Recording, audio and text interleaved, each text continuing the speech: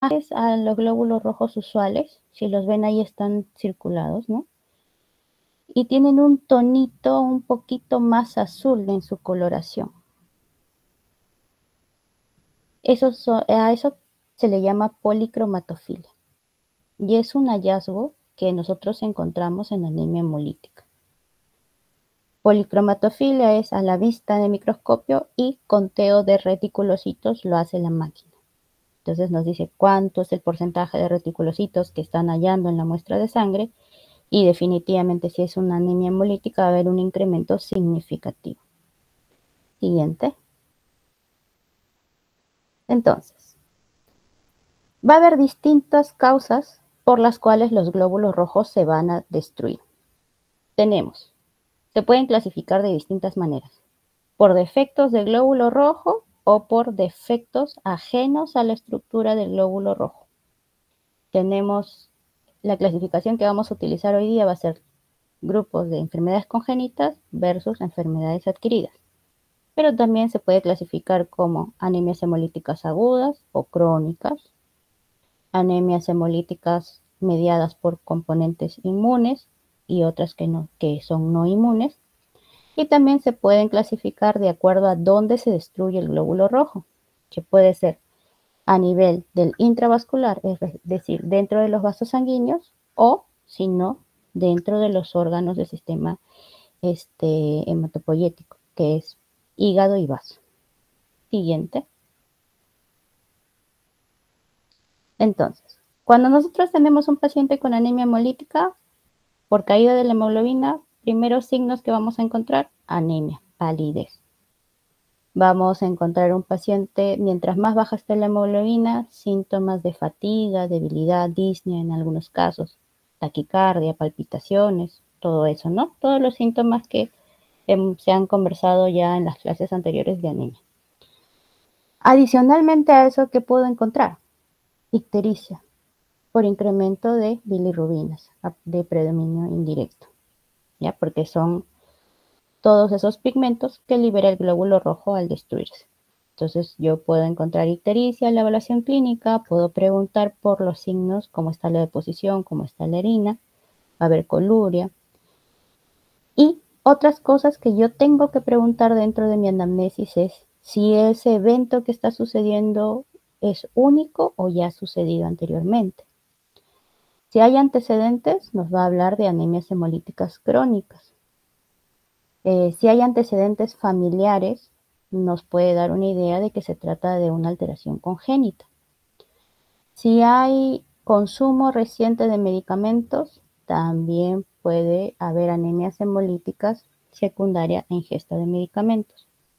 Historia de cálculos biliares nos ayuda a hacer el descarte o, digamos, el diagnóstico diferencial de que esa ictericia puede ser por predominio directo, ¿no? Por obstrucción de la vía biliar. Otros síntomas agregados pueden ser,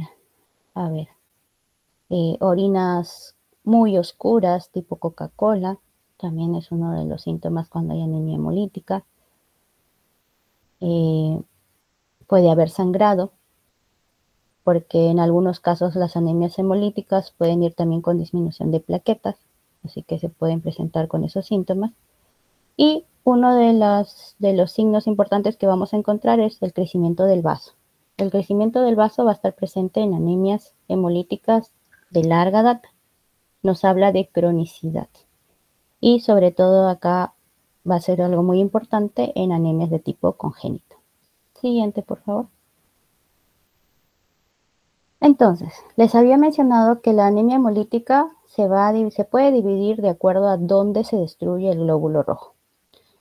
Lo que es más importante acá, este cuadrito lo he agregado para que ustedes puedan diferenciar. Normalmente todos los glóbulos rojos van a pasar por un proceso de destrucción en lo largo de su vida. El tiempo de vida media de un glóbulo rojo es de 120 días, ¿correcto? Y o puede ser que antes de ese tiempo haya algún tipo de alteración en la membrana.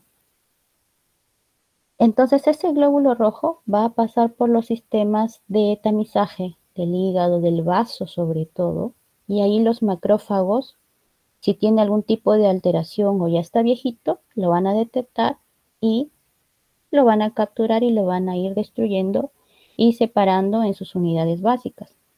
Es así como si vemos en el lado izquierdo, donde dice extravascular, eso sería a nivel del vaso, el macrófago va a ir dividiendo el glóbulo rojo en sus partes. Todo lo que es la parte de la hemoglobina lo divide en el grupo en las cadenas de globina. El grupo N lo va a ir dividiendo en biliverdina, separa el núcleo de hierro lo regresa a la médula ósea para almacenaje, y la bilirrubina va a regresar hacia el hígado. Por medio de transportadores lo va a pasar a eliminar por la vía urinaria y también por la vía gastrointestinal, que esa es la vía habitual. Definitivamente cuando hay hemólisis extravascular, la vía habitual, nuestro proceso normal de destrucción de glóbulos rojos, va a estar incrementado. Entonces va a ser mucho más evidente todos estos subproductos.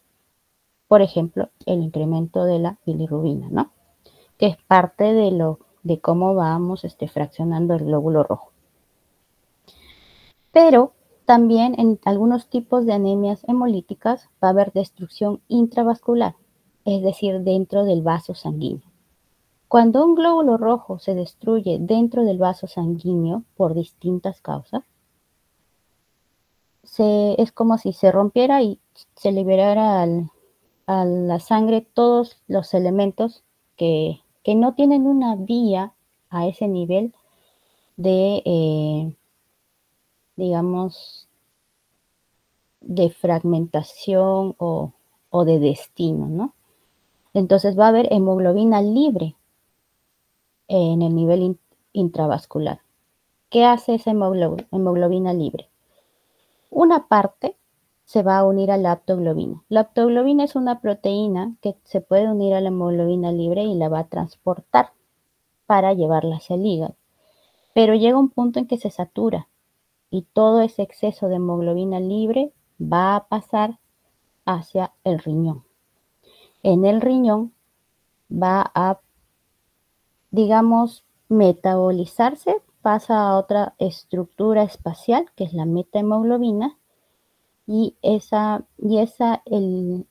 hemosiderina, perdón, y esa hemosiderina se va a eliminar por el riñón, puede causar daño renal y también es una de las formas que nosotros podemos detectar que la hemólisis ha sido intravascular. Estos dos tipos de hemólisis coinciden en distintos parámetros. Por ejemplo, va a haber aumento de reticulocitos, va a haber aumento de HL por destrucción de células, va a haber aumento de bilirrubinas indirectas, pero en lo que se diferencia es en la presencia de la hemosiderina a nivel urinario. Esa es pregunta de examen. ¿Ya? Entonces, eso te da el dato de que es una hemólisis intravascular. Siguiente. Ya, esto es lo mismo, solamente que un poquito más gráfico para que lo puedan revisar en casa. Pero la idea es que no se olviden que esa es la diferencia, porque puede que venga alguna pregunta de ese tipo, ¿no? Siguiente. Ya, entonces, cuando nosotros vamos a ver los exámenes de un paciente con anemia, con ictericia, ¿qué es lo primero que buscamos de lo que hemos conversado? Lo primero, bueno, verificar que haya anemia, ¿no? Pero vamos a ver los reticulocitos. Ya, porque no toda anemia con ictericia va a ser anemia hemolítica, ojo, ¿eh? No toda anemia con incremento de bilirrubina va a ser anemia hemolítica.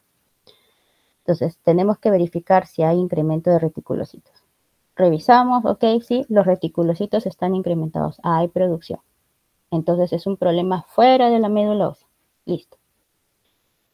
Verificamos también elevación de bilirrubinas, que ya habíamos hablado, incremento de urobilinógeno, disminución de aptoglobina, que les decía que se une la hemoglobina y la va a transportar al hígado.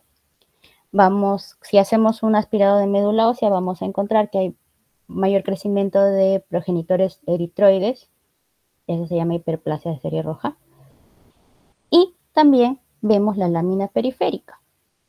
Es decir, yo cojo una gotita de sangre de mi paciente, lo extiendo en la lámina y voy al microscopio. Y voy a ver la estructura de los glóbulos rojos. Primero, voy a verificar la policromatofilia que les mencioné. Eso tiene que estar. Voy a ver también glóbulos rojos nucleados, o sea, glóbulos rojos que también son jóvenes. Y voy a ver la forma.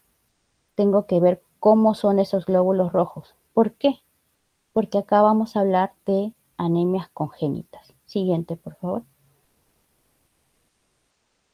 Ya, antes de pasar a anemias congénitas, preguntas. De todo lo que hemos conversado, esto es más o menos para fijar el conocimiento, dice. El diagnóstico de la anemia hemolítica se realiza gracias a 5 signos característicos. Elevación de reticulocitos, hiperregeneración eritroblástica. Eso significa que hay mayor producción de progenitores rojos en médula ósea. Correcto. Hiperbilirrubinemia no conjugada o hiperbilirrubinemia indirecta. Incremento de DHL. La DHL va a incrementar cuando hay destrucción de células. Entonces sí, incrementa la DHL. Y descenso de la aptoglobina por la aptoglobina libre porque se junta con la bilirrubina y por lo tanto disminuye como proteína libre. Entonces sí, todos esos voy a encontrar, dice. ¿Cuáles de estos signos biológicos pueden observarse también en las pérdidas de sangre por hemorragia? A ver, respuesta 1. Descenso de aptoglobina e hiperregeneración eritroblástica. Ya, si yo empiezo a perder sangre, ¿mi médula va a empezar a producir mayor cantidad de glóbulos rojos? Por supuesto que sí. ¿Hiperregeneración? Sí. Pero descenso de la aptoglobina, no, porque no hay destrucción de glóbulos rojos, simplemente se están perdiendo, ¿no? No es que necesite yo unir hemoglobina libre a la aptoglobina, entonces esa no va. Elevación de DHL, no, porque no hay destrucción de glóbulos rojos. Y bilirrubina no conjugada tampoco, no hay. Hiperregeneración eritroblástica y elevación de la cifra de reticulocitos. ¿Qué opinan ahí? ¿Esa es? Sí, otra. Sí, doctora. Sí, doctora. Perfecto, esa es. O sea, me habla de lo mismo, ¿no? O sea, la médula ósea está produciendo más y por lo tanto también está mandando a circulación mayor cantidad de reticulocitos. Entonces vean, ¿no?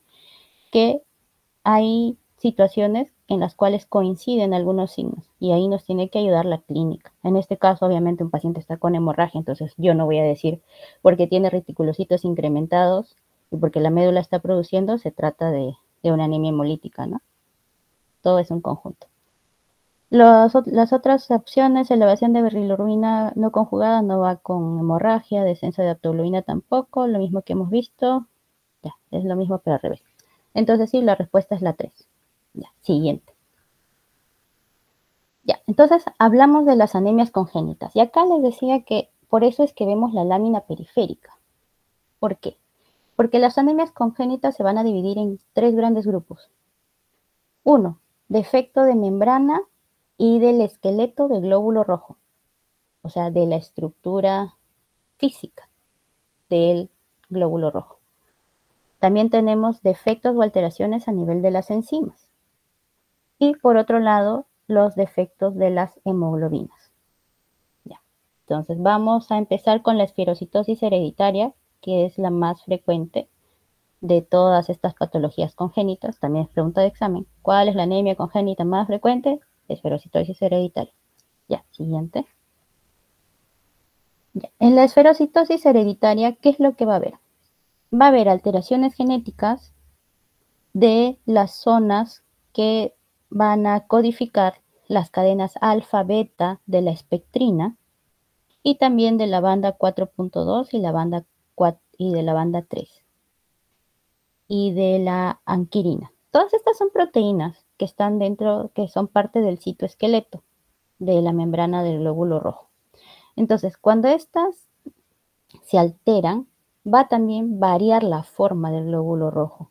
Cuando hay alteración en estas proteínas, el glóbulo rojo ya no va a ser un glóbulo rojo bicóncavo, sino se va a transformar en un glóbulo rojo redondito.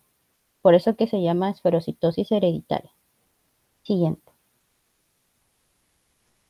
Entonces, si yo tengo un paciente que viene con anemia, con signos de hemólisis, ¿qué dice ahí? Dice, esta es una enfermedad autosómica dominante, ¿ya? O sea, se va, digamos, la vamos a heredar, ¿no? Historia familiar, tienes antecedentes. La severidad es variable, generalmente la mayoría de los casos que vemos son anemias moderadas a leves, no llegamos a ver muchos casos severos. Usualmente el promedio de hemoglobina va a estar entre 8 y 10. Y el frotis es importante, la lámina periférica.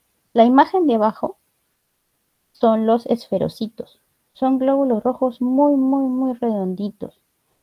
Los glóbulos rojos no son tan redondos, son un poquitito más alargados. Arriba, si lo ven, arriba en la imagen de arriba hay una celulita morada.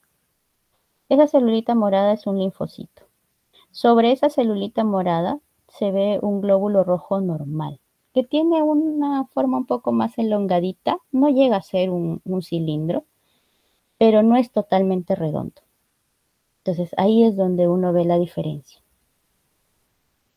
Y también, bueno, pueden tener el mismo tamaño, pero la forma es lo importante. Entonces nosotros si tenemos un paciente con anemia hemolítica, con antecedente familiar, un vaso grande, por la cronicidad de la anemia hemolítica, y estos hallazgos, estamos frente a un paciente con esferocitosis hereditaria, que también nos va a ayudar el test de fragilidad osmótica.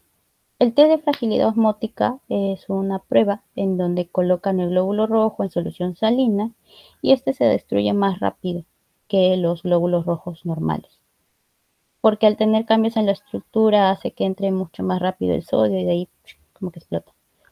Entonces es prueba diagnóstica. Siguiente. Distinto, por ejemplo, de la eliptiosis hereditaria. Si bien es cierto, este también es una alteración de la membrana del citoesqueleto del glóbulo rojo, el test de fragilidad osmótica no sale normal, mejor dicho, no está alterado. Entonces sí hay defectos en la proteína espectrina, pero no hace que el glóbulo rojo sea tan frágil ante una solución de sodio. En este caso, también va a haber anemias hemolíticas, pero si ven, los glóbulos rojos sí son como palitos, como chisitos. Entonces, viendo la lámina periférica también lo podemos diagnosticar. No es tan frecuente, pero sí, si ven esos hallazgos, pues lo más probable es que eso sea, ¿no? ¿En qué otras patologías puedes encontrar eliptiocitos? Cirrosis hepática. Los cirróticos tienen glóbulos rojos de todos los tipos, de todos los tamaños, pero ahí ya hay otros signos, ¿no? Siguiente, por favor. Ya. De ahí vamos a los déficits enzimáticos. Déficits enzimáticos también hay varios, pero el más frecuente y más importante es el déficit de glucosa 6-fosfato deshidrogenasa. También es pregunta de examen. ¿Cuál es el déficit enzimático más frecuente? Déficit de glucosa 6-fosfato deshidrogenasa. Entonces, dentro de las congénitas también es bastante frecuente, también es una enfermedad que se hereda, está ligada al cromosoma X y suele activarse, o mejor dicho, manifestarse mucho cuando hay incremento de acumulación de agente de oxidación. Siguiente. Por ejemplo, lo que pasa es que el glóbulo rojo tiene digamos, una sobrevida con, digamos, ¿cómo se le llama? Anaeróbica, ¿cierto? Entonces, dentro del glóbulo rojo va a haber material oxidativo.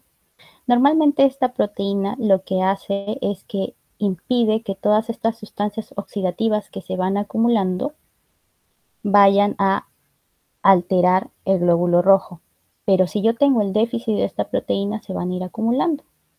Y lo que van a hacer es que, como dice ahí, van a cambiar la posición de la hemoglobina y la van a convertir en metahemoglobina.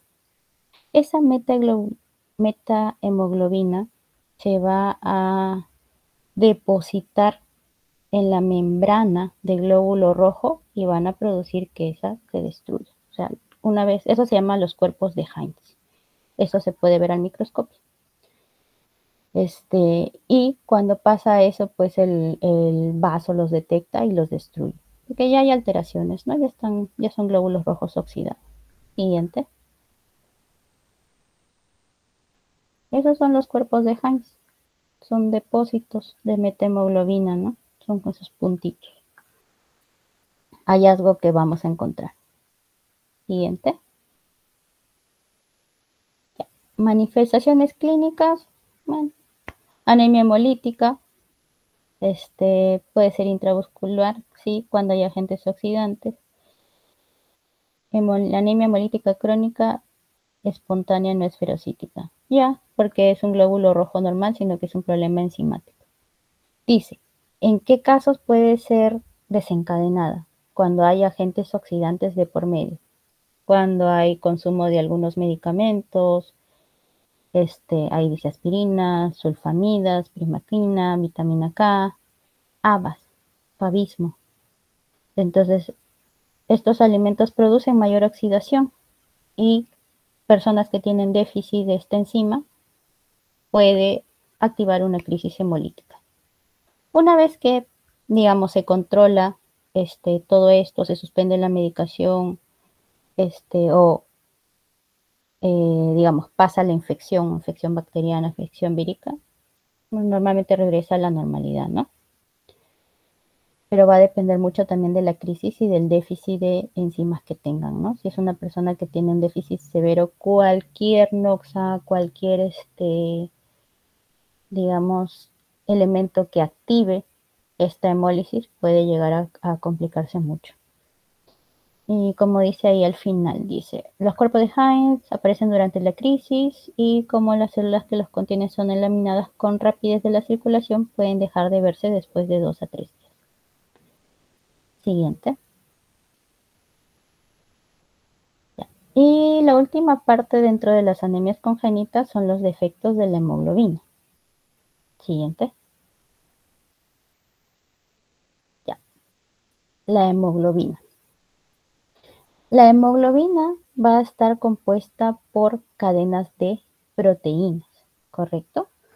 Nosotros tenemos varios tipos de hemoglobina. La más frecuente ya en la vida adulta es la hemoglobina de tipo A1, que está compuesta por cadenas alfa y beta. También hay un pequeño porcentaje de hemoglobina A2, que son cadenas alfa y delta, y la hemoglobina fetal, que son cadenas alfa y gamma. ¿Ya? Normalmente cuando nosotros estamos dentro del útero vamos a tener mayor cantidad de hemoglobina fetal, pero a esta medida que que vayamos creciendo, que nacemos, va cambiándose esta hemoglobina y va hacia ese porcentaje que está ahí en la diapositiva. ¿Qué sucede cuando hay alteración de hemoglobinas? Tenemos dos situaciones. O hay una hemoglobina anormal, que es decir, que no es ninguna de estas tres, sino son conformaciones diferentes de proteínas. Y en este caso la más conocida es la anemia falciforme o drepanocítica, que son cadenas beta. Y esto le va a dar una estructura distinta en el espacio al glóbulo rojo. Va a ser esos glóbulos rojos famosos en forma de S o de os.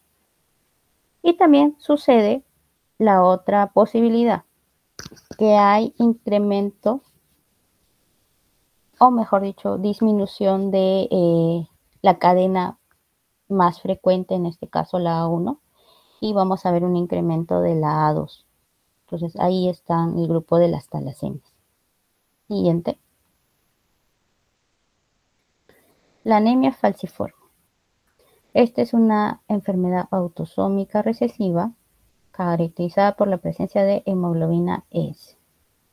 Entonces hay una sustitución de un ácido glutámico por valina en la posición 6 de la cadena beta. Como les había dicho, esto hace que la estructura espacial del glóbulo rojo cambie.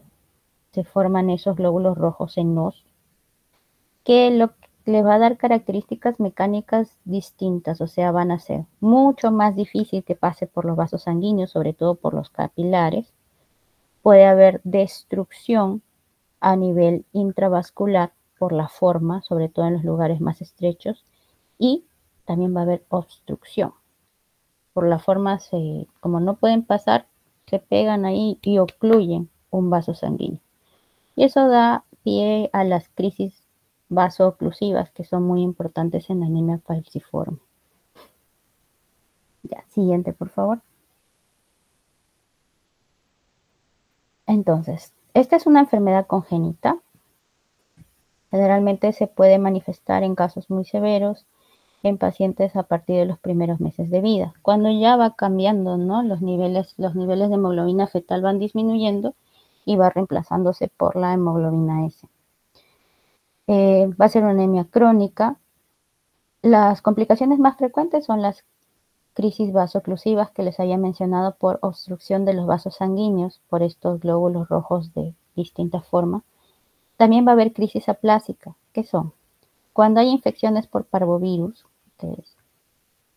este va a atacar la médula ósea y lo que hace es disminuye la producción de glóbulos rojos. Ya de por sí, los glóbulos rojos que se producen como tienen una hemoglobina anormal se van a destruir más rápido, pero si tú le añades que no produces buena cantidad de glóbulos rojos, pues te vas a niveles de hemoglobina mucho más bajos, ¿no? De lo poco que sale, prácticamente todo se destruye. Entonces son pacientes que pueden llegar con hemoglobinas muy, muy bajas, ¿no? En estos casos. Crisis hemolítica, sí, porque hay destrucción de estos glóbulos rojos anómalos, ¿no? Tanto por vía mecánica como por reconocimiento a nivel del vaso. También por la forma va a haber obstrucción a nivel de la circulación del vaso y puede causar infartos esplénicos, que en algunos casos pueden llegar a ser muy severos, produciendo dolor también. Entonces, generalmente cuando los pacientes tienen una crisis, la mayoría van a ser vasoclusivas, ¿no? Entonces, ¿qué se hace?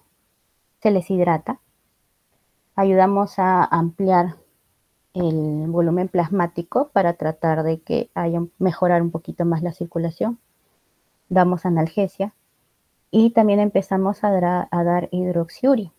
La hidroxiuria o hidroxicarbamida es un medicamento que nos ayuda estimulando la formación de hemoglobina fetal. Entonces, cuando tu cuerpo produce un poquito más de hemoglobina fetal, pues ya puede funcionar un poquito mejor, ¿no? Ya no hay tanta oclusión. Pero los primeros cuidados al ingreso de la emergencia son oxigenación, manejo del dolor, hidratación. Y transfusiones si la hemoglobina está muy baja, definitivamente. Siguiente, por favor. Ya, las crisis vasoclusivas pueden producirse en cualquier parte del cuerpo. Por lo tanto, puede haber dolor de distintos tipos. Puede haber dolor torácico agudo, infartos, ¿no? Pulmonares, infartos cardíacos. Puede haber también dolor óseo. A nivel óseo hay bastante producción, hay obstrucción también, y puede haber infartos cerebrales, dolor abdominal intenso, puede haber trombosis a nivel mesentérico también. Secuestro de vaso-hígado, ¿por qué? Porque ya ha habido tanta isquemia que pues ya ese vaso-hígado no funciona como un órgano, ¿no? Todo está obstruido. Siguiente. Diagnóstico. Para los diagnósticos en este caso es una anemia y que cuando vemos la lámina periférica, es claro, ¿no? Ahí ven los glóbulos rojos en forma de os. Ahora, ¿cuál es el examen que nos hace ver los tipos de hemoglobina? La electroforesis de hemoglobina. Ahí te sale porcentaje de hemoglobina A1 tal, porcentaje de hemoglobina 2, presencia de hemoglobina S, tanto. Entonces, como una anemia hemolítica va a tener anemia, incremento de reticulocitos también, dependiendo del nivel de hematocrito, ¿ya? Y nuestro objetivo va a ser incrementar la hemoglobina fetal para compensar un poquito todas estas complicaciones por la hemoglobina S. Siguiente. Tratamiento, como les había dicho, transfusiones cuando sea necesario, hidratación, analgesia, la hidroxiuria. Trasplante de médula ósea en casos muy severos, cuando pacientes tienen muchas crisis vasoclusivas, cuando ha habido eventos isquémicos frecuentes, pero igual es un riesgo bastante alto el trasplante de médula ósea. Folato, ácido fólico. El ácido fólico es una vitamina que cuando hay mucha hiperregeneración a nivel de la médula ósea, se va a agotar con facilidad. Entonces necesitan estos pacientes tener una suplementación constante. Porque todos los días, como les había dicho, no producen lo que nosotros producimos, sino pueden producir hasta 8 veces sus valores normales de glóbulos rojos. Entonces necesitan bastante tratamiento. La esplenectomía profiláctica, ¿una qué? ¿No?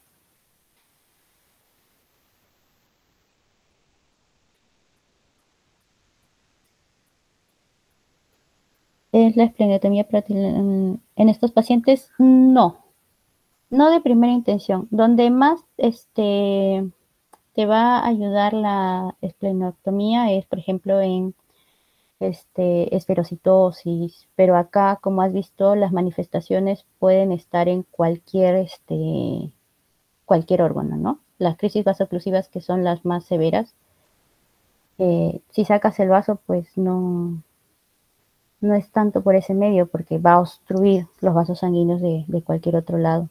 Entonces, lo primordial, el objetivo es aumentar la hemoglobina fetal y con eso ver cómo va clínicamente el paciente. La mayoría de los pacientes, por lo menos que tenemos acá en Lima, se logran controlar con eso. Pero sí hay casos severos que una opción puede ser trasplante. Siguiente. De nada. Lo otro son las talasemias.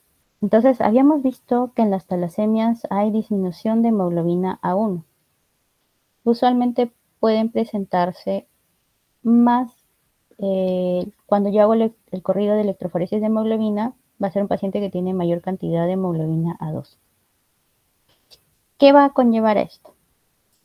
Que igual el glóbulo rojo, por tener este tipo de hemoglobina, tenga un tiempo de vida medio menor que el promedio. No suelen ser anemias muy, digamos, sintomáticas en general. En algunos casos sí, pero son pocos, que son las talasemias mayores, se les llama. Pero muchos de nuestros pacientes, por lo menos acá en Perú, son rasgos talasémicos, o sea, tienen manifestaciones de tipo heterocigotas y que usualmente vienen con anemias leves. Una característica importante de la talasemia es que te va a dar glóbulos rojos pequeños. Entonces, ¿qué pasa acá? Y eso es para que ustedes lo tengan en cuenta. Como son glóbulos rojos chiquitos, llega a la primera consulta en el centro de salud un paciente, sobre todo a veces niños, ¿no? Anemia. Entonces, obviamente por el grupo etario, por la frecuencia, lo primero que se va a pensar en una anemia microcítica, anemia por déficit de hierro, ¿no? Entonces, no todos los centros, ustedes que van a experimentar el SERUMS, no todos los centros tienen pruebas de serología para perfil de hierro. Entonces, la práctica es dar hierro, porque está indicado, ¿no? Está indicado en niños, adolescentes, gestantes, suplementación de hierro, sobre todo si yo veo anemia, más con esas características. Pero les dan hierro y no pasa nada. Y resulta que pues no es el único niño en su casa que tiene anemia, sino que también hay todo un espectro familiar. Entonces se confunden muchas veces estos diagnósticos con anemia por déficit de hierro, porque son anemias microcíticas. Pero ¿cuál es la diferencia o qué nos puede ayudar a saber si se trata de una talasemia o de una anemia de déficit de hierro? Hay un cálculo que se llama índice de Metzer. ¿Qué hace este índice? Te va a dividir el volumen corpuscular medio sobre el número de glóbulos rojos. Si es muy bajito, menos de 12, la mayor posibilidad, por estadística, es que se trate de una talasemia. Entonces eso le llaman una prueba de screening. Eso lo podemos hacer con un hemograma completo Y si tenemos esos parámetros, volumen corpuscular y número de glóbulos rojos, lo sacamos y ya podemos sospechar ya. Esto puede tratarse de una talasemia, refieran a otro nivel, ¿no? O la otra es que si tienes la opción de la serología de hierro, pues si le tomas sus pruebas de hierro y está normal, pues definitivamente eso no es. Hay que pasarlo para que lo estudie. Siguiente. Ya, las beta-talasemias. Son las más frecuentes entre las alfa y la beta-talasemia. Acá hay alteración en la síntesis de las cadenas beta de la globina, lo que va a hacer que haya un poquito más de acúmulos de cadenas alfa, precipitados y hemólisis. Entonces el glóbulo rojo se va a precipitar, va a ser chiquito y se va a destruir con mayor facilidad, pero se destruye a nivel del vaso, porque ahí es que el vaso lo va a detectar como un glóbulo rojo anormal. Va a vivir menos. Ya. Beta-talasemia mayor, las que tienen más síntomas, o sea, tienen doble, digamos, alteración genéticas, obviamente se van a manifestar más. Y las talasemias menor o los rasgos talasémicos a veces pasan incluso desapercibidos, no son sintomáticos. Hace un mes me llegó a la consulta un señor de 71 años que lo habían derivado conmigo por microcitosis. Ni siquiera tenía anemia, tenía 13.5 de hemoglobina, pero con un volumen corpuscular medio de 60. Entonces, efectivamente, le hice la prueba de electroforesis y tenía incremento de A2. Entonces, ¿ya? Él tiene un rasgo talasémico, o sea, sí tiene talasemia, pero clínicamente se comporta con algo muy leve, ¿no? Solamente es evidente en la microcitosis. Definitivamente puede haber circunstancias en las que tu cuerpo pueda destruir más esos glóbulos rojos anormales, sí. Por ejemplo, si hace ejercicio muy extenuante, si se va a zonas de altura, pueden desencadenar un poquito de hemólisis. Entonces, esas son las recomendaciones para ese paciente. Siguiente. En la talasemia mayor, cosa que no solemos ver, felizmente. ¿Por qué? Porque son cuadros muy, muy severos. Son anemias que llegan a ser hemoglobina muy baja y como es un déficit congénito, pues tiene secuelas a largo plazo. Cuando la hemoglobina está muy baja, el cuerpo trata de compensarlo. Entonces, todos nuestros huesos tienen médula ósea y todos van a producir glóbulos rojos, unos en mayor cantidad de otros. Esa foto es que los cráneos, todos los rasgos faciales, los huesos, hay una hiperplasia ósea a expensas de la médula ósea. La calota es una zona muy productora de glóbulos rojos, y se hiperplasia en esos casos. Entonces hay deformidades craneales, hay deformidades a nivel de las extremidades, puede haber esplenomegalia también. Entonces son cuadros muy, muy complejos, ¿no? Acá una alternativa también podría ser trasplante de médula ósea, ¿no? Porque ya son eh, alteraciones severas. Siguiente. Ya. El diagnóstico en el caso de talasemia mayor, hemoglobinas muy bajas, incremento de reticulocitos, como cualquier anemia hemolítica, células en diana ya, eritrocitos hipocrómicos. Bueno, puede haber un poquito de hipocromía, pero no siempre. La hipocromía lo vemos más en anemia por déficit de hierro. Pero ahí ven, volumen corpuscular medio, son glóbulos rojos chiquitos, 50, 60 femtolitros. Generalmente en la anemia por déficit de hierro tú vas a encontrar glóbulos rojos entre 70 más o menos de volumen corpuscular, de 65 a 80. No suelen ser tan bajitos como esos volúmenes. La electroforesis de hemoglobina que nos da el diagnóstico. Sideremia, ¿qué quiere decir? Que hay buena captación de hierro. Cuando tú estudias la médula ósea va a haber buen almacenaje de hierro, porque también se le está dando hierro al paciente, y también por las transfusiones, que a veces son constantes. Entonces, al contrario, en vez de haber disminución de hierro, a veces tienen sobrecarga de hierro. Y para eso también hay que darles tratamiento para que la sobrecarga de hierro no haga daño a órganos. Hiperplasia de serie eritroide, sí, porque como trata de compensar la anemia va a haber mayor producción de glóbulos rojos. Y puedo hacer también mi estudio genético, que en verdad es el indicado para ver exactamente cuál es la cadena que está alterada, pero acá en Perú no tenemos. Antes se mandaba muestras al extranjero, pero creo que ya no están mandando. Siguiente. Tratamiento de la talasemia mayor, transfusiones solo en caso que sea necesario. Ahí ponemos el punto de corte en 9, pero dependiendo si es una anemia, digamos, hay pacientes que con 7, 8 de hemoglobina están estables. Entonces tratamos de no corregir tanto si es que el paciente está asintomático. Como son anemias crónicas, no queremos tampoco transfundir frecuentemente y llevar al paciente a una sobrecarga de hierro. Si necesitamos transfusiones frecuentes, vamos a tener que usar quelantes de hierro, que están ahí. Entonces, ¿qué hacen esos medicamentos? Se unen al hierro de los alimentos y como que lo encapsulan, pasa por el tracto digestivo y se elimina por las heces. Entonces, ese es su objetivo. Esplenectomía en pacientes con intensa esplenomegalia, sí, pero solamente si es un vaso muy, muy grande, ¿no? Trasplante de médula ósea, en caso severo, por supuesto que sí. Obviamente tiene que ser de otra persona que esté sana.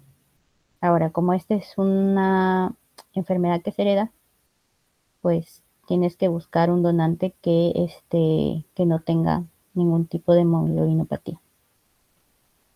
En los casos graves, las muertes son en pacientes bastante jóvenes y definitivamente los pacientes que tengan rasgos talasémicos, o sea, los que llegan a la consulta con anemia leve, hay que hacerles consejo genético, o sea, ya. Puede ser que tenga una anemia leve por una talasemia menor o un rasgo talasémico, pero tienen que conocer ese diagnóstico y decirles, tienes que ir, si quieres tener hijos, tienes que ir a consulta genética con tu pareja para ver cuál es la posibilidad de riesgo de que tu hijo pueda tener una talasemia mayor. Siguiente. Talasemia menor o rasgo talasémico, lo que les estaba comentando, ¿no? Son anemias leves, no suelen presentar mucha sintomatología, acá a veces los volúmenes corpusculares van a ser un poquito más grandes, pero ese cálculo de índice de Metzer que les dije nos ayuda, ¿no? Si es menor de 12, va a ser más probable que sea una talasemia. Ahora, esto no es 100% concluyente, ¿no? Pero nos ayuda quizás a tamizar. Y se confunde mucho con la anemia ferroquímica. Clínicamente puede ser asintomática, sí, como les comentaba de mi paciente, que no tenía anemia. Y bueno, dependiendo del déficit de hemoglobina A1, la hemoglobina A2 va a incrementar, en algunos casos un poquito más, ¿no? Siguiente. Ya, preguntas. Dice, en relación a la beta-talasemia heterocigota, también conocida como rasgo talasémico, ¿cuál de las siguientes respuestas es falsa? La coincidencia de ambos miembros de la pareja de este rasgo implica un 25% de posibilidades de la herencia de descendencia con beta-talasemia mayor. Ya, esta respuesta es de acuerdo a la herencia mendeliana, ¿no? Si yo tengo, digamos, un gen afectado de los cuatro, o sea, cuando yo hago las combinaciones, 25% sí puede tener las dos posibilidades, ¿no? O sea, porque acá acuérdense que de los dos cromosomas, en el rasgo talasémico solamente se afecta uno, no los dos. Entonces, en ese caso, cuando tú haces todas las combinaciones de Mendel, la posibilidad de que el hijo tenga los dos, es de 25%. Esa es el cruce de cuadraditos. Pero esa es verdadera. Si el diagnóstico se realiza en la embarazada y el padre es portador, o sea, los dos tienen, la embarazada ha de acudir a un centro de referencia para estudio prenatal del feto. Sí. Sí, o sea, cuando tienes un diagnóstico de ese tipo, tienes que tener un seguimiento, porque aparte que también del feto, puedes hacerle un diagnóstico por vellosidad coriónica, por supuesto que sí, pero también la mamá tiene que tener un seguimiento porque ya de por sí va a haber anemia en la gestación y en estos casos la anemia baja más por la misma talasemia. Entonces tiene que tener suplementación, tiene que tener seguimiento. La condición de beta-talasemia heterocigota no implica la existencia de síntomas. La condición no implica... Ya, claro. O sea, si yo tengo una talasemia menor o un rasgo talasémico, puede que tenga síntomas como que pueda que no, ¿no? Eso lo habíamos conversado justo ahora último. Algunos cursan asintomática, verdadero. 4. ¿El tratamiento con hierro se puede utilizar para incrementar la hemoglobina A2? No, esa es la falsa. No tiene nada que ver el tratamiento con hierro acá. No, el hierro no está alterado, al contrario. Yo ahí puedo provocar una sobrecarga de hierro. Entonces, nada que tenga que ver con talasemia va con hierro, salvo que sea quitarlo. 5. El tratamiento con ácido fólico puede ser en ocasiones necesario en estos estados heterocigotos talasémicos, por ejemplo, ante embarazo, hemorragia, etapas de crecimiento, sí. Entonces, como va a haber más recambio en algunas situaciones, gestación, hay bastante recambio de glóbulos rojos, crecimiento también. Hemorragia, por supuesto que sí, ¿no? Se pierden glóbulos rojos. Entonces yo necesito tener una médula que tenga todo lo necesario para producir más glóbulos rojos. Tengo que suplementar con ácido fólico. Ya, entonces la respuesta era la 4. Siguiente. Otra pregunta. El mejor método para la detección de la población, screening, o sea, el screening del estado heterocigoto de la talasemia es... O sea, si yo tengo lo que te hablan acá es un paciente asintomático o oligosintomático, ¿cómo lo puedo diferenciar o pensar que se trata de una talasemia? Y de eso ya habíamos hablado, ¿no? Dice, ver los índices corpusculares.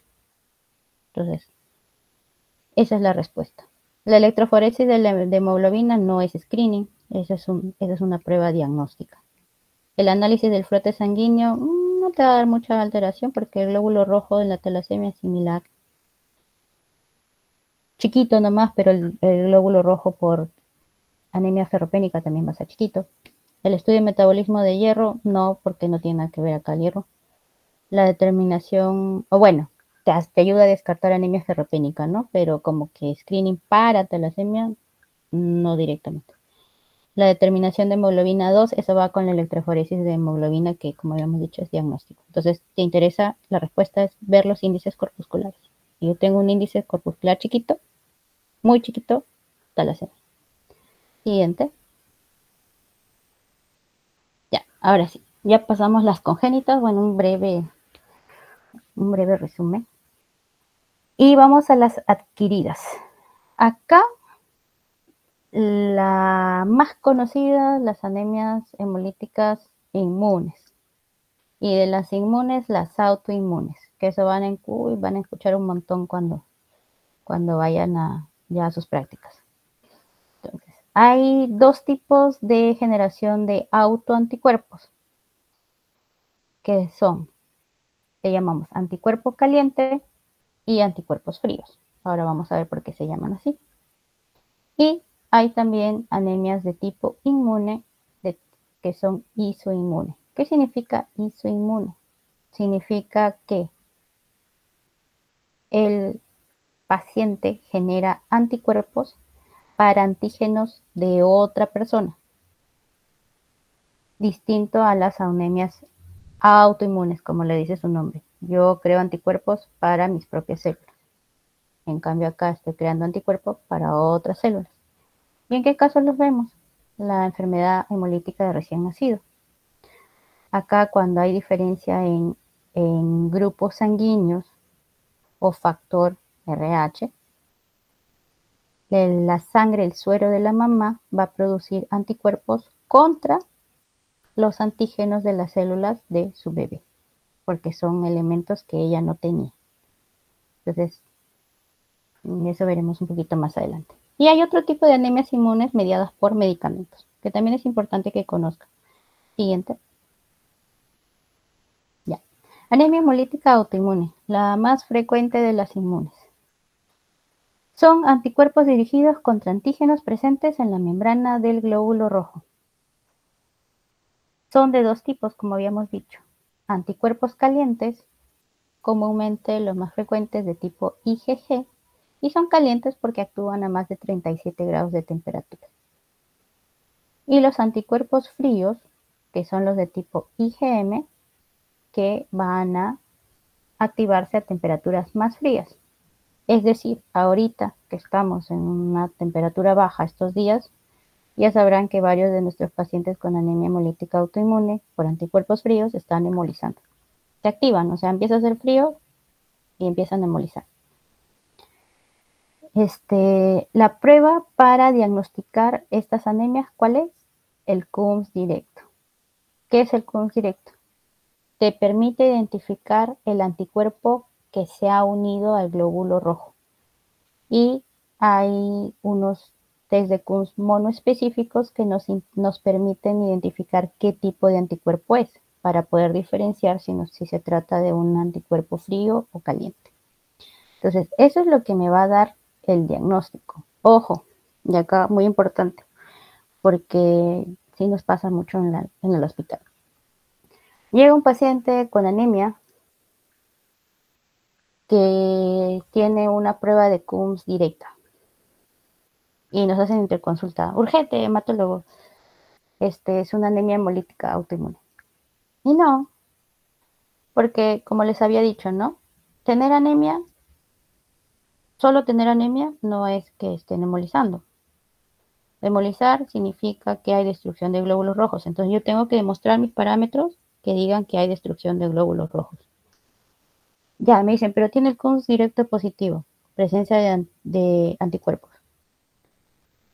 Dato importante, hasta 30% de donantes sanos, sin ningún tipo de patología, pueden presentar Coombs directos. O sea, cuando hacen las pruebas cuando tú vas a donar, les corren Coombs a los donantes y hay esta presencia de anticuerpos, pero no quiere decir que están siendo activos. O sea, no hay destrucción del glóbulo rojo. Entonces eso se llama falsos positivos. ¿Ya? Entonces eso no es algo significativo. Cuando nosotros tenemos una prueba de Coombs positiva, hay que relacionarla con el cuadro de anemia. Si hay hemólisis o no hay hemólisis. Por sí misma eso no es un diagnóstico, jamás. ¿Ya? Es solamente un hallazgo. Y también cuando vamos al laboratorio a preguntar por esa prueba Coombs, te dicen, salió pues una cruz, o a veces media cruz, como que un poquito, pero como que quería ser, pero no era. Entonces, no, es un falso positivo. ¿Ya? Entonces, para que no se olvide. Y no nos estén mandando interconsultas. Ya, siguiente. Anemia hemolítica autoinmune por anticuerpos calientes. Esta es la más frecuente. La gran mayoría de pacientes que tienen este tipo de anemia van a ser por anticuerpos calientes, gracias a Dios. La mayoría a veces no le vamos a encontrar causas. Le buscamos causas a todos. ¿Qué te puede desencadenar una anemia hemolítica autoinmune? Cáncer, enfermedad reumatológica, tumoraciones, lupus, que es dentro de lo más frecuente en pacientes jóvenes, infecciones virales, hepatitis, HIV, pueden ir con anemias hemolíticas autoinmunes. Entonces, les corremos todo a los pacientes, ¿no? Pero la mayoría nos sale todo negativo. De vez en cuando sí diagnosticamos pues neoplasias, HIV bastante y lupus. Lupus también es bastante importante dentro de los diagnósticos que encontramos. Entonces, como acá hay una alteración, digamos, ¿qué es lo que sucede? Ya sea por una patología asociada, una comorbilidad, tu respuesta inmune se alteró. Y tu cuerpo empieza a reconocer al glóbulo rojo como algo que no le pertenece, es como si fuera un germen y lo empieza a destruir. Ya es la explicación simple de la anemia hemolítica. Entonces, ¿qué necesitas hacer? Dormir a tu sistema inmune. ¿Cómo lo suprimes? Corticoide. El corticoide es el inmunosupresor, digamos, de primera línea, tiene menores efectos adversos, tiene una muy buena tasa de respuesta. Empezamos con dosis altas y de ahí vamos retirando poco a poco. Mientras tanto, obviamente, se da el manejo inmunosupresor, pero te da el tiempo también de ir investigando las posibles causas, ¿no? Entonces, ahora, la anemia hemolítica en algunos casos también puede ir con disminución de plaquetas o con disminución de glóbulos blancos. A eso se le llama síndrome de Evans. Un poquito menos frecuente, no son tantos los casos, pero sí también hay. Es importante conocerlo. Entonces, ahí dice, idiopática, la mayoría responden a corticoides. Correcto. Secundaria, cuando son secundarias. Si yo tengo una anemia hemolítica por lupus, ya, yo le voy a dar este corticoide, va a disminuir un poco, obviamente que por el mismo lupus también el corticoide, digamos, va a ayudar a controlarlo, pero no es el tratamiento definitivo, ¿no? Entonces, si tú solamente lo manejas con corticoides, pero no tratas el lupus, otra vez se va a activar o va a empeorar, porque es que tampoco llega a inactivarse del todo, ¿no? Entonces, causas de fondo, cuando tienen otras causas o son secundarias, hay que tratar la causa. Paciente con HIV reciente diagnóstico, tiene que empezar targa, sí o sí. ¿Ya? Siguiente.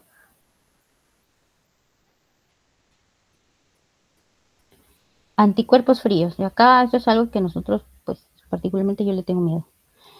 ¿Por qué? Porque como depende mucho de la temperatura, los anticuerpos son bastante lábiles por la temperatura. Entonces estos pacientes tienen que estar prácticamente bien tapaditos, bien les llevamos calefacción, no pueden estar en ambientes fríos, porque exacerba toda esta hemólisis, ¿no? Y puede llegar hasta ese punto, como ven en la imagen, ¿no? Acrocianosis, puede llegar a esas situaciones. Entonces, hay tanta destrucción, hay obstrucción circulatoria que a veces pierden extremidades, ¿no? Las zonas más distales. Entonces esto es importante, mantener la temperatura. Acá definitivamente no se trata con corticoides, no responden bien a corticoides. Damos distintos tipos de inmunosupresión, ciclofosfamida, por ejemplo, que son otros agentes. Pero aquí sí es mucho más frecuente que sean secundarias. Infecciones como micoplasma, Epstein-Barr, cáncer, bastante cáncer, lupus también. Entonces, más que todo es atacar la causa de fondo, ¿no? Siguiente. Preguntas. Ya. Paciente mujer de 50 años, previamente diagnosticada de lupus. Ajá, ya tienes lupus. El lupus puede ir, no sé si ya han pasado reumatología, pero el lupus puede ir con manifestaciones hematológicas, anemia, plaquetopenia, anemia hemolítica, puede ir con todo eso. Acude por presentar astenia progresiva y disnea de moderados esfuerzos. La exploración demuestra ictericia conjuntival y esplenomegalia a 4 centímetros del borde costal. En la analítica destaca hematocrito de 24, que le corresponde a una hemoglobina de 8. Reticulocitos, así como el índice de producción reticulocitaria aumentado. O sea, hay bastante reposición. Y en el frotis se observa policromatofilia, anisopoiquilocitosis. O sea, eso quiere decir que hay glóbulos rojos de distintas formas, de distintos tamaños. Y esferocitosis. Ya. Elevación de la bilirrubina, predominio indirecto y aptoglobina muy disminuida. Entonces, ¿qué nos está diciendo ahí básicamente? Que es una anemia hemolítica. Entonces, yo tengo que saber de qué tipo es. Tengo aquí dos opciones dentro de todo lo que me han puesto. Uno, que sea la más frecuente, que sea anemia hemolítica autoinmune, que es muy frecuente en lupus, o que por esa presencia de esferocitos, aunque tiene de distintas formas y distintos tamaños, podría ser una anemia congénita, que también la paciente por tener lupus igual tiene derecho a tener su anemia congénita, ¿no? Entonces, ¿cómo yo puedo hacer ese diagnóstico diferencial? El volumen corpuscular medio, bueno, podría ayudar, pero también busco la presencia de anticuerpos, ¿no? A ver. La siguiente, por favor. Dice, opciones, punción y biopsia de médula ósea. No, porque si yo punzo la médula, en los dos casos voy a encontrar incremento de serie roja. Prueba de Kunz directo. Esa es, ¿no? Porque ahí yo veo si es autoinmune o no es autoinmune. Test de autohemólisis o de esos de fragilidad osmótica. Me ayuda para ver si ese glóbulo rojo es más frágil en el caso de que pensaría en una esferocitosis hereditaria, pero tampoco su sensibilidad tampoco es muy buena, porque es una prueba, digamos, de las más antiguas. Dosificación de B12 y ácido fólico en suero, no, porque no tiene nada que ver acá. Estudio electroforético de la hemoglobina, no, porque no. O sea, eso tarda, eso se demora como 2 semanas. Entonces, lo más rápido, lo más directo es saber si es inmune o no, que es lo más frecuente en lupus, ¿no? Entonces, la respuesta es desde Kunz directo. Siguiente. Ya, esta es la anemia hemolítica isoinmune, la que les decía, ¿no? Que es la mamá produce anticuerpos contra las células de su bebito. Entonces, esto es muy frecuente en lo que es el factor, el antígeno D del RH. La primera gestación, la mamá va a estar expuesta a este antígeno y recién va a empezar a producir los anticuerpos, como que ya lo guarda de memoria. Entonces, en la primera gestación no hay mayor complicación, pero en la segunda, si es que no recibe vacunación, pues sí van a venir los bebitos con manifestaciones. O sea, la mamá dentro de su suero, de su plasma, va a liberar anticuerpos que a través de la placenta van a pasar y van a atacar a las células del bebé intraútero. Siguiente. ¿Qué es lo que puede tener el bebito? Ictericia por destrucción de glóbulos rojos, anemia hemolítica por los anticuerpos que le pasó la mamá, hidropetal. Esto es característico en esta enfermedad, se llenan de líquido en distintos órganos, hay ascitis, hay edemas importantes, puede llegar a ser mortal. Entonces es importante acá la vacunación, ¿no? Test de Kunz indirecto. Ojo, dice prenatal. ¿Por qué? ¿A quién yo le voy a tomar el test de Kunz indirecto? A la mamá. Porque ¿qué es lo que quiero ver? Que la mamá esté produciendo anticuerpos. Estos anticuerpos no están unidos a nada, son anticuerpos libres. Postnatal, eso se le hace ¿a quién? Al bebé. Porque tú con el Kunz directo, ¿qué demuestras? Que estos anticuerpos ya se unieron a la superficie del glóbulo rojo. ¿Sí? Por eso esas dos diferencias. Tratamiento postnatal se le puede hacer, de acuerdo a la severidad, se le puede hacer recambio de sangre al bebito. O fototerapia, si es algo muy leve, solamente fototerapia. Nada más. Siguiente. Acá, anemias hemolíticas inmunes asociadas a medicamentos. Los fármacos pueden producir anemias hemolíticas. Y hay 3 formas de producir anemias hemolíticas. Las 2 primeras, por formación de aptenos o por complejos inmunes. ¿Qué son aptenos?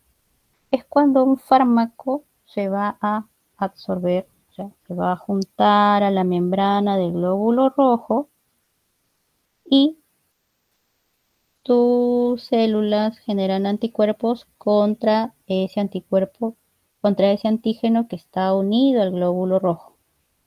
O sea, como está pegadito, dice, esto no va acá, lo quiero destruir, y de paso se lleva el glóbulo rojo, lo elimina. ¿Qué tipo de, en qué fármacos los podemos encontrar? Por ejemplo, penicilinas, cefalotinas. No es tan frecuente en nuestro medio, pero puede pasar, o sea, como para tenerlo en cuenta. La otra forma en que puede pasar es formación de complejos inmunes. Viene el fármaco en sangre, se junta a una proteína que está en la membrana del glóbulo rojo, forman un complejo y los anticuerpos se producen contra el complejo y de pasadita se llevan al glóbulo rojo y lo destruyen. Fármacos como la quinidina, cloropropamida, fenacetina, no usamos tan frecuentemente. Estos 2 primeros mecanismos, ¿cuál es el tratamiento? Yo quito el fármaco, como obviamente ya no va a haber más fármaco que se va a unir al glóbulo rojo, ya no va a haber mayor formación de anticuerpos, entonces ahí se separa todo, ¿no? Sencillo, suspensión del fármaco, ya está, se solucionó. Distinto del verdadero mecanismo autoinmune, que acá el fármaco no se contacta con el glóbulo rojo, sino que la sola presencia del fármaco hace que las vías de formación de anticuerpos se activen. Cascadas del complemento, por ejemplo, y eso va a suceder con la metildopa. Entonces, ese es el verdadero estímulo de formación de anticuerpos. O sea, yo llegué, hice un escándalo, pero yo me voy tranquilito, o sea, no tengo nada que ver. Salgo, pero eso sigue el problema. Entonces, ahí viene el inconveniente, ¿no? Entonces, igual suprimimos la respuesta inmune, pero pueden ser un poco más difíciles de controlar en el tiempo. Hay que tratar de calmar la respuesta inmune. Entonces, quitando el fármaco no es suficiente. Siguiente. Ya. Hay otros tipos de anemias hemolíticas adquiridas que no son inmunes. Hay de varios tipos. Mecánicas, infecciosas, por toxinas, por agentes físicos. Mecánicas, por ejemplo, válvulas protésicas. La válvula protésica, la mecánica, va a generar roce cuando se abre y se cierre. Y eso, por fricción, va a romper glóbulos rojos. Infecciosa. Hay algunos agentes infecciosos, parásitos, que también se meten al glóbulo rojo y lo destruyen. Tóxicas, toxinas también pueden, digamos, romper químicamente. Las citoquinas pueden también romper el glóbulo rojo.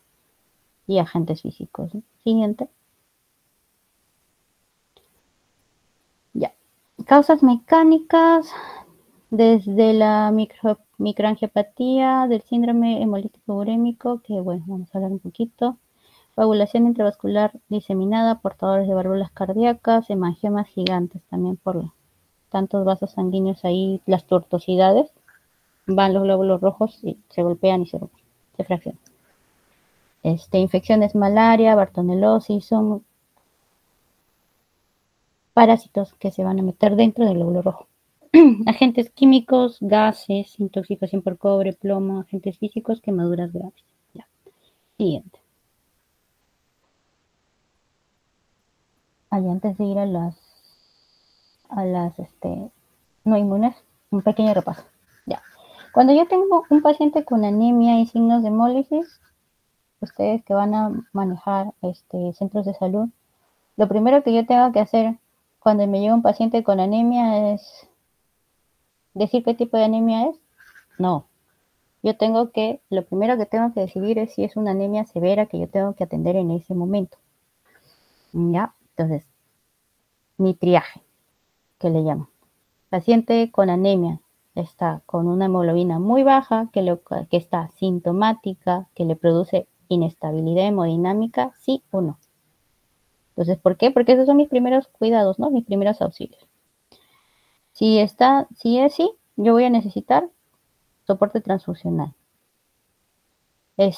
Rápida, allá. Pueden ser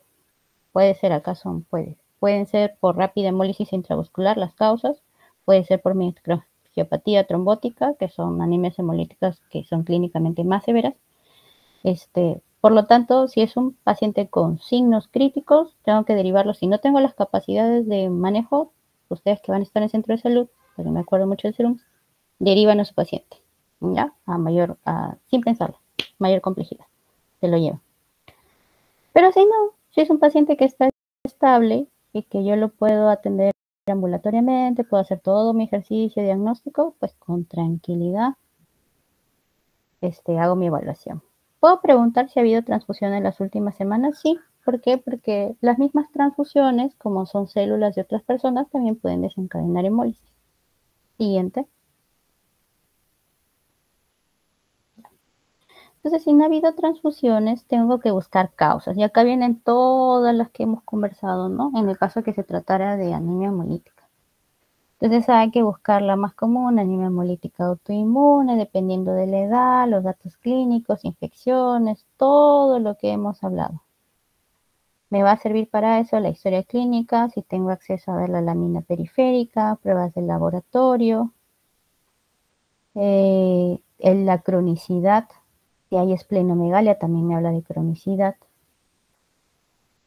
También, por ejemplo, si yo tengo esplenomegalia masiva, si yo tengo adenopatías, ahí puedo pensar hasta en un cáncer, en un linfoma. Los linfomas también pueden ir con anemia hemolítica.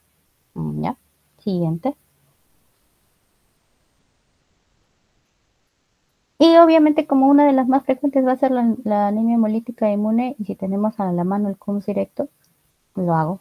¿Por qué? Porque si me da positivo y hay anemia hemolítica, pues yo puedo iniciar rápidamente el tratamiento, ¿no? Que es corticoide. Siguiente. Ya. Las anemias microangiopáticas. Ya. ¿Qué sucede? Va a haber un tipo de anemia hemolítica que va a ser por destrucción mecánica. A eso se le llaman anemias microangiopáticas. Aquí vamos a hablar un poquito del PTT, púrpura trombocitopénica trombótica. En hematología clínica existen muy pocas emergencias. Por eso que, bueno, en el hospital no hay hematólogo de guardia. Pero hay situaciones que sí conllevan a un riesgo inminente de la vida de la persona. Y una de ellas es el PTT. Como su nombre lo dice, púrpura trombocitopénica trombótica. ¿Qué quiere decir? Es un cuadro purpúrico. Yo voy a encontrar lesiones en piel por disminución de plaquetas, trombocitopenia severa y trombosis. En esta patología va a haber disminución de una proteína que se llama ADAMS13. El ADAMS13 normalmente es una proteína que está en la sangre. Y normalmente también en la sangre, en el endotelio de nuestros vasos sanguíneos, está el factor de von Willebrand. Entonces, este factor, digamos que hay una simbiosis entre ellos, ¿no? El factor de von Willebrand va a hacer que se unan las plaquetas en cualquier sitio de lesión, inflamación, se unen a ella las plaquetas, hay respuesta de citoquinas y se forman trombos. Pero si no amerita la situación, viene el ADAMS13 y va cortando esos polímeros de von Willebrand. Entonces, como que entre ellos se van controlando, ¿no? Pero si no hay ADAMS13, estos multímeros de factor von Willebrand siguen juntando plaquetas, siguen juntando, liberando citoquinas y va a haber eventos de trombosis. Como se van formando microcoágulos a nivel de los vasos sanguíneos por falta de fraccionamiento de estas proteínas, los glóbulos rojos van a intentar pasar y se van a ir golpeando y se van a ir rompiendo. Como se forman coágulos, se van a juntar ahí las plaquetas y van a disminuir las plaquetas. Entonces, ¿qué es lo que yo voy a encontrar en un paciente? Anemia por hemólisis intravascular. Ojo. Trombocitopenia. Y también pueden venir ya con síntomas que están en relación a trombosis, sobre todo el más frecuente a nivel cerebral. Entonces hay pacientes que vienen con encefalopatías y también por el daño tisular pueden sangrar, pueden haber hemorragias severas. Siguiente.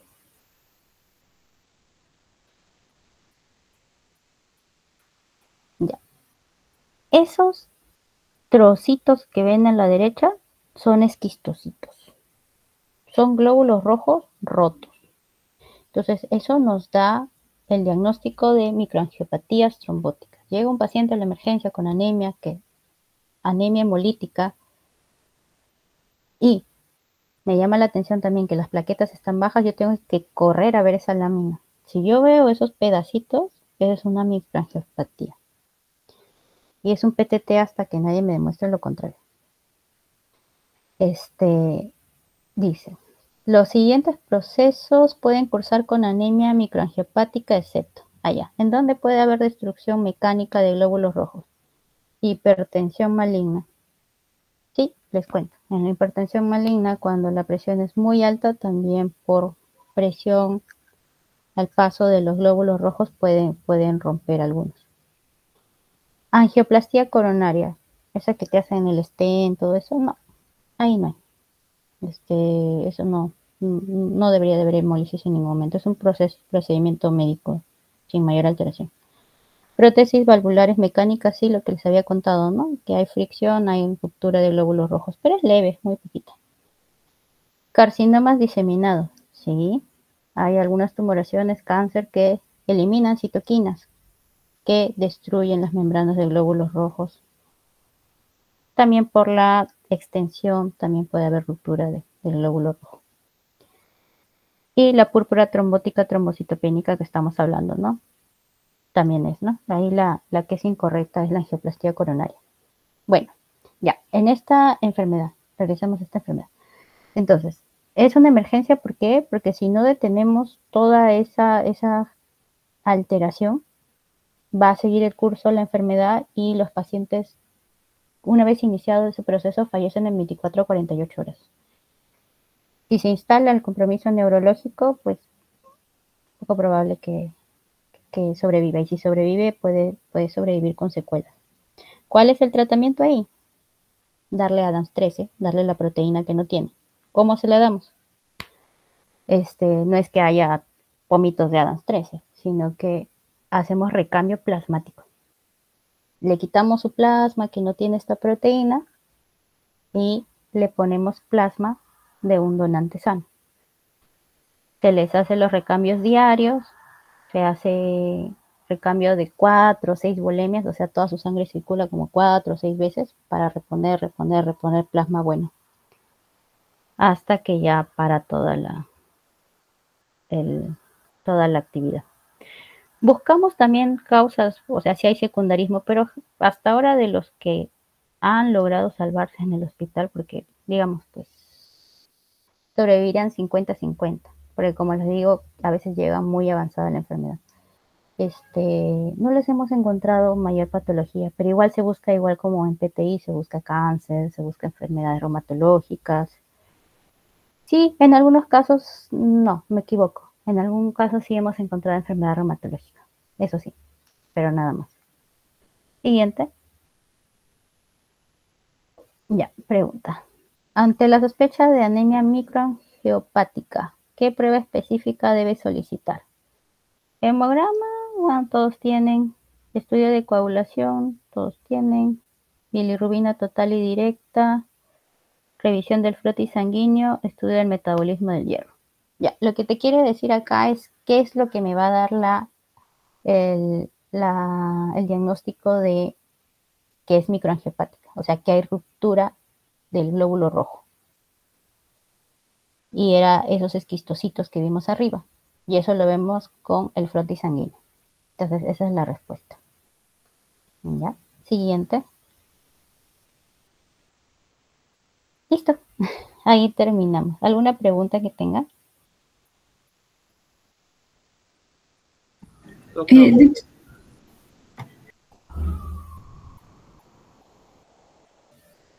Sí, ¿quién quiere preguntar?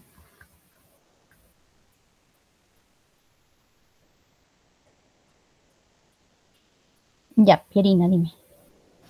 Sí, doctora, yo tengo una consulta cuando usted dividió las anemias hemolíticas en el tipo intravascular y extravascular. Y, por ejemplo, en la anemia microangiopática usted mencionó que solamente era una anemia intravascular, por lo que entendí.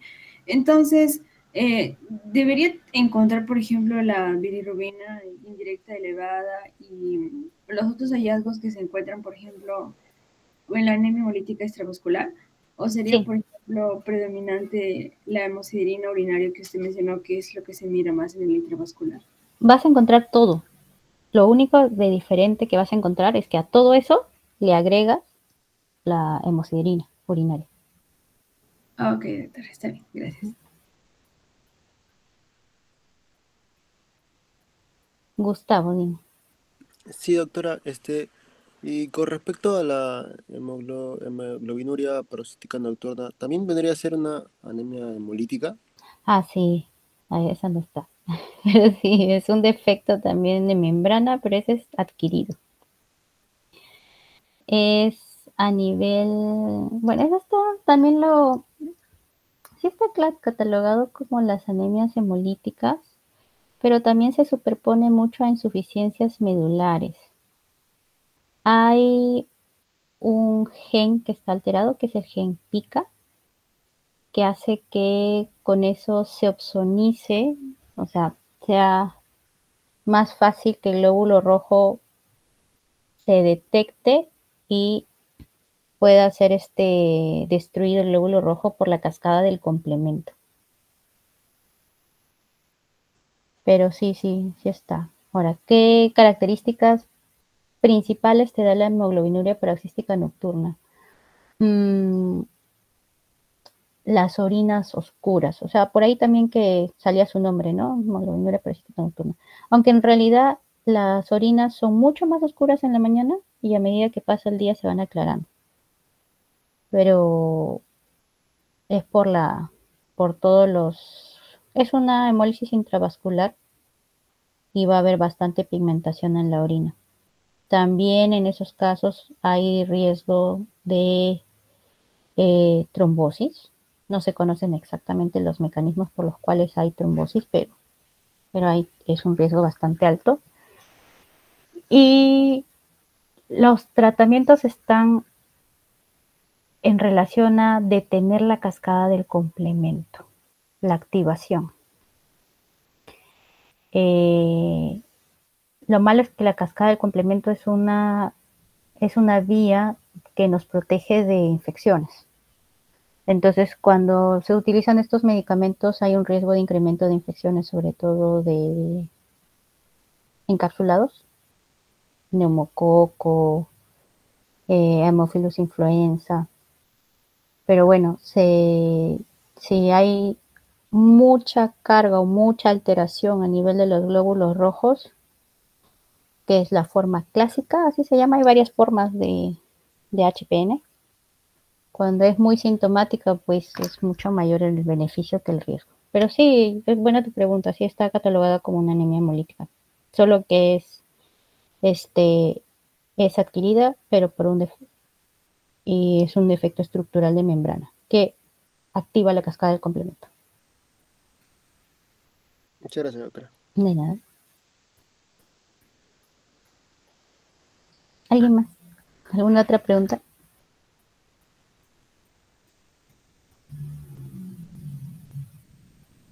Ya, entonces creo que no hay más preguntas. Igual cualquier duda que tengan, me la pueden hacer pasar con su compañera delegada. El lunes tenemos la clase de mielomas y leucemias agudas y crónicas. Es un montón. Ya, ¿en este horario está bien? ¿7:30? Sí, doctora. Ya, perfecto. Entonces nos vemos el lunes. Gracias, doctora. Gracias. Gracias, Hasta doctora. luego. Chao. Muchas gracias, doctora.